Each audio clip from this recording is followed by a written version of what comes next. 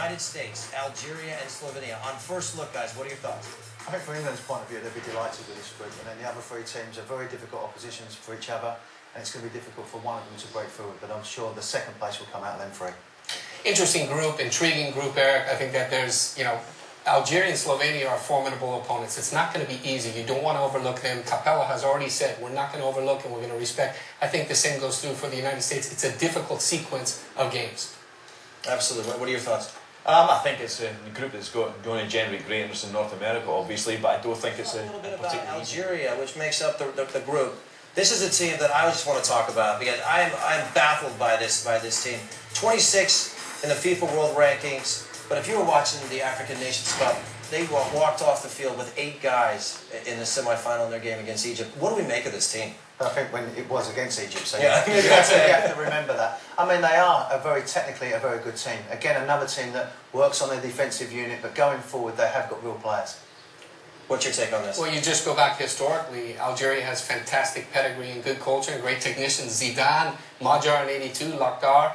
So they're going to give us good football. The question is, will they be organized? Will they be disciplined? I think they're going to be difficult and play good football. Are they going to be difficult to play against, or are they going to play good football? That's the question. I think they're going to come up a little bit short in the middle of the park. I think the creativity isn't there. I think that's going to be a question mark over their team. And the one question I also have is how are they going to manage this team? Are they going to get through it without the red cards? Okay, the guy that has to, I love this guy's name too, Rabah Saddam, he is in charge. He wears a hat because he's been pulling out his hair lately.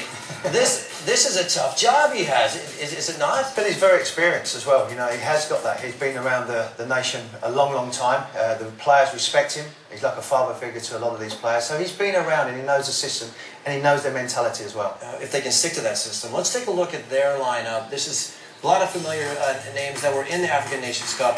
How will they play? Well, there's questions with the goalkeeper. Is he going to be the first choice or third choice as well? You look at midfield, you look at Zan in midfield, can give them that extra quality. But Belhaj, for me, we're talking about someone who we may recognise, and that would be someone from the EPL with Portsmouth.